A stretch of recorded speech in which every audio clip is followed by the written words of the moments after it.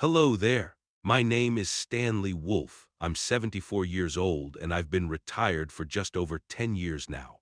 I'm not a financial advisor, not an investment guru, and I don't claim to have all the answers. I'm just an ordinary man who worked hard, raised a family, and one day found himself stepping into retirement. I decided to share my story because I've realized something over the years. The most valuable lessons about retirement don't always come from books or experts on TV. They often come from people who have already walked this road, people like me. I've had good days, tough days, surprises I didn't expect, and blessings I never imagined. So today, I want to pass along what I've learned. Maybe it will help you if you're preparing for retirement or if you've just begun this journey yourself.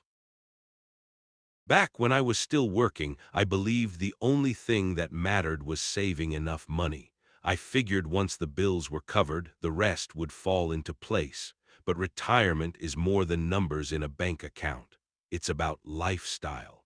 Do you see yourself traveling the world? Do you picture a quiet, modest life in a small town, or maybe something in between, knowing this matters more than you think? I've seen folks underestimate their expenses and it costs them dearly. Insurance doubles, property taxes go up, groceries keep climbing. If you don't plan for those realities, you might burn through your savings faster than you expect. So, my advice: picture the life you want and calculate honestly what it will cost. I retired at 64. At that time, I was still in good shape, walking trails, kayaking, even learning new hobbies. I'm glad I didn't wait, because those first years after retirement were some of the healthiest of my life. My wife and I took the trips we'd always talked about.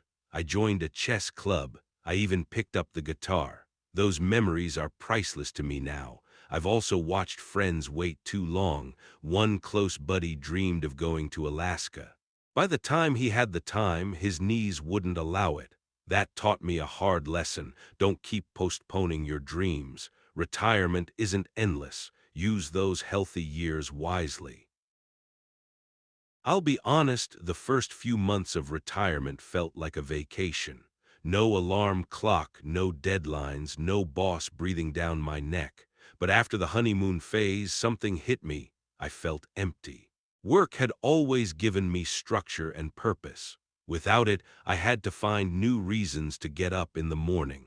That's when I started volunteering at a local animal rescue. I've always loved dogs and cats, and helping out there filled me with joy. I also started walking with a group of neighbors each morning. Those small routines gave me back a sense of meaning. Retirement isn't the end of your usefulness. It's a chance to discover a new purpose. There was a time I'd look at my neighbors and feel behind. They bought a second home. They took 4 vacations a year. Meanwhile, I was sitting in my backyard tending tomatoes. But here's the truth: comparison is a trap. You never know what's behind someone else's lifestyle. Maybe they're wealthy, maybe they're in debt, maybe they're happy, maybe not. What I do know is this: peace comes from appreciating what you already have. For me, it's a modest home, a loving wife, and grandkids who light up my life. That's real wealth. When I was younger, I loved having a big house with plenty of rooms and a big yard. But in retirement, all that space became a burden: endless cleaning, mowing, fixing. Eventually, my wife and I downsized. We sold the big house and moved into a smaller, one-story home that's easier to care for. Letting go of stuff wasn't easy, but the freedom was worth it. Less clutter, less stress, more time to enjoy life. Like a lot of people, I dreamed of Florida's beaches. Sunshine all year round. What could go wrong? Well, after a few months, I realized I couldn't stand the heavy humidity. It drained my energy. Other friends moved to the mountains only to spend winters trapped indoors by ice and snow. That's no way to live either. Here's my advice: pick a place with moderate weather if you can. You want to be able to go outside, walk, join festivals, or play golf without waiting half the year for the climate to cooperate.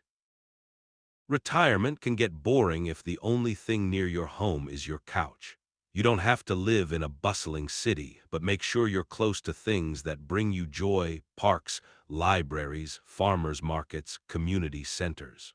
For me, Saturday mornings at the local farmers market or catching live music in the park have become some of my favorite retirement moments.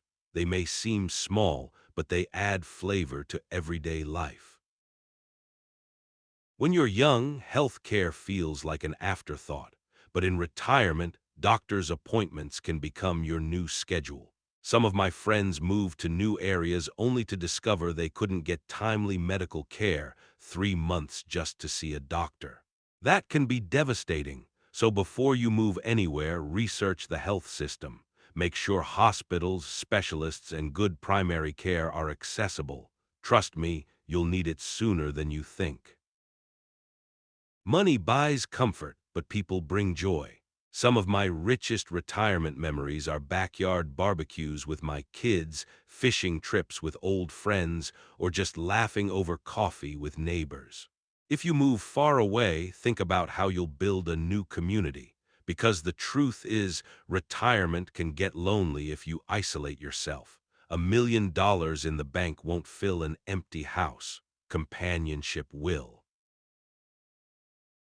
I'll end with the lesson that matters most. Health is everything. You can't buy it, and once it's gone, all the money in the world won't bring it back. I try to move every day, walking, stretching, keeping my body in motion. I watch my diet more than I used to, and I make it a point to laugh, read, and keep my mind active. A saying I've learned to live by: move it or lose it. It's true for the body and for the brain.